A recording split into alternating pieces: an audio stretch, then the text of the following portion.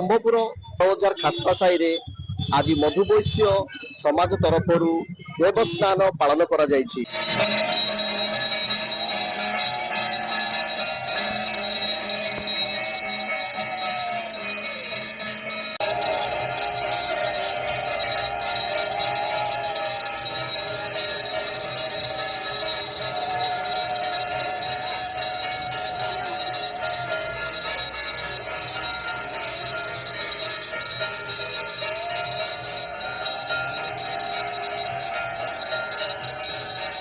Sir Odisha दर्पण तरफ आपन स्वागत जनाऊँ। आमर महुर तालुका मधुवैश्य समाज दीर्घ 102तम वर्ष पणा नीति और बंध मिलन कार्यक्रम पालन कर सभापति नेतृत्व में आमर श्रीमान सुभाष साहू, श्रीमान रविंद्र साहू एवं श्रीमान रामनाथ साहू, राम साहू, श्रीमान सीताराम साहू एम नेतृत्व आज बंध मिलन पणा नीति कार्यक्रम माने बहुत आडंबर परिचालित हो।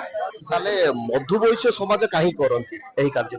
मधुवैश्य समाज मुख्यतः मधु वैश्य मधु माने जो माने मिठा तैयारी करती से माने होचनी मधु जातिर वैश्य माने आमे जेहेतु वाणिज्य करछु सेतमै मधुवैश्य समाज लेछि।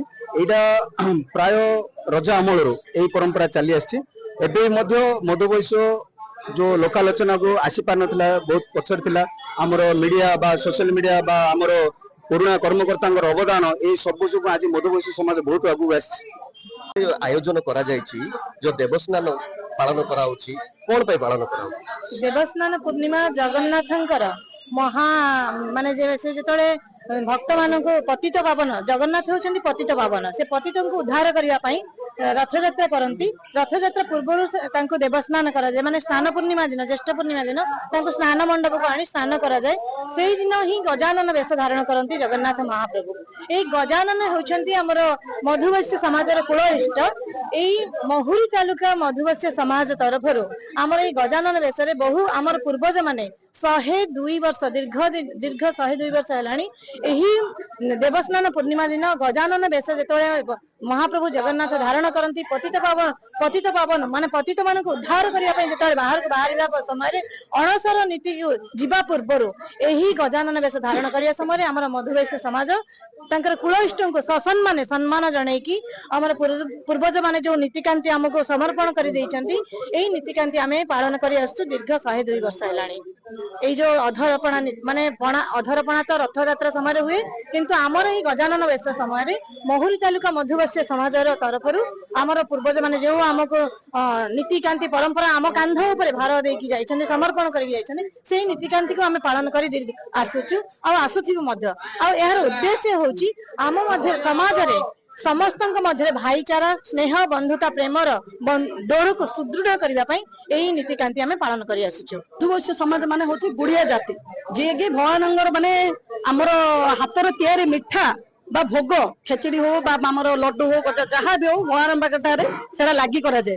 किंतु जेहेतु आमर गुड़िया जाति बा महुरी तालुका मधुवैश्य समाज कुलइष्ट होचनी भगवान श्री गणेश जगन्नाथ आज श्री गणेश रूप धारण करछन्ती तो सेति आमर मधुवैश्य समाज तरफ एटा पालन करा जाए।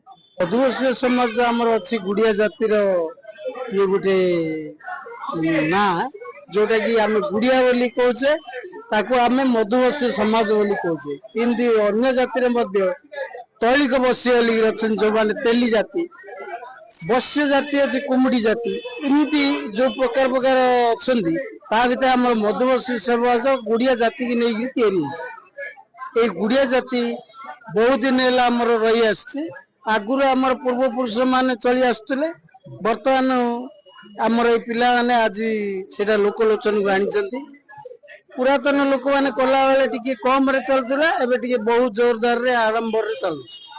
एमानंकर समाज कुल देवता होचंती विघ्नेश्वर जहाँकि गजानन आज